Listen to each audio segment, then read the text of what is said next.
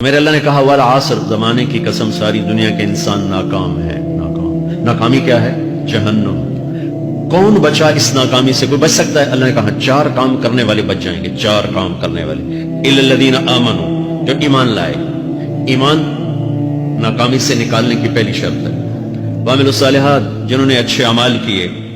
اچھا عمل ناکامی سے نکلنے کی دوسری شرط ہے۔ وتواصوا بالحق، جنہوں نے حق کی دعوت دی۔ یہ تبلیغ کا کام، جس کو آپ تبلیغی جماعت سمجھتے ہیں، یہ تبلیغی جماعت نہیں ہے، یہ میرے رب کی لگائی ہوئی ذمہ داری ہے ختم نبوت کی وجہ سے کہ میرے نبی کے بعد اب کوئی نہیں آئے گا۔ تم اے امت محمد اس دعوت کے کام کو اور حق کی دعوت کو تم آگے پہنچاؤ گے۔ وتواصوا بالحق، یہ لازمی پیپر ہیں، کمپلسری پیپر، اس میں نقل بھی نہیں لگ سکتی ہے، یہ لازمی پیپر ہے۔ وتواصوا بالحق، کہ اب کوئی نبی نہیں آنے والا، لہٰذا ایک دوسرے کو تیار کرو، دنیا تک جاؤ، یہ تمہارے ذمہ ہے۔ یہ ناکامی سے نکلنے کی تیسری شرط ہے۔ چوتھا پیپر وتواصوا بالصبر، جنہوں نے صبر کی دعوت دی، صبر کیا۔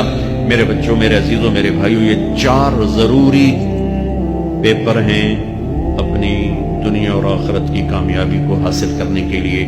یہ 4 ضروری پرچے ہیں دنیا اور آخرت کی ناکامی سے نکلنے کے لیے۔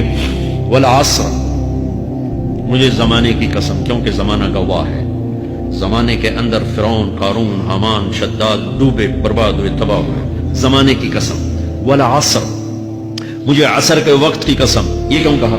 یہ ایک مطلب بیان کیا جاتا ہے، والا عصر کے وقت کی قسم، کہ عصر کے بعد دن چھپنے میں ٹائم تھوڑا رہ جاتا ہے، تو اس وقت کاروبار میں بھی تیزی آتی ہے، سفر میں بھی تیزی ہوتی ہے، جلدی گھر پہنچیں، جلدی گھر پہنچیں۔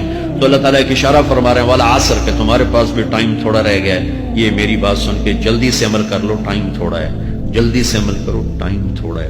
پھر یہ سورت اتری عربوں میں، عربوں میں لڑائی کا ماحول ہے، ڈاکہ کا ماحول ہے، قتل و غارت کا ماحول ہے، تو عصر کے قریب مسافر قافلے تیز ہو جاتے تھے کہ جلدی سے کسی ٹھکانے پہنچیں تاکہ دشمن کے حملے سے محفوظ ہو جائیں۔ تو اللہ اس پس منظر میں فرما رہا ہے والعصر، ٹائم تھوڑا ہے، شام ہونے والی ہے، پتہ نہیں کب بلاوا آ جائے، جلدی سے یہ 4 کام سیکھو، جلدی سے کرو، جلدی سے کرو۔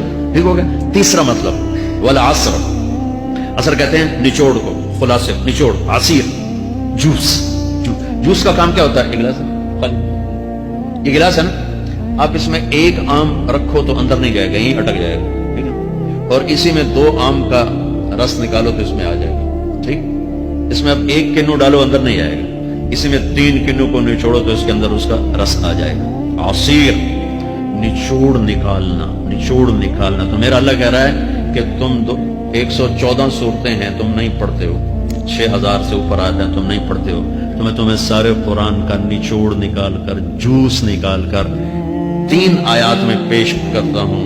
مجھے اس قرآن کے خلاصے کی قسم، اپنے رب کی بات مان لو، ورنہ بڑا نقصان اٹھاؤ گے۔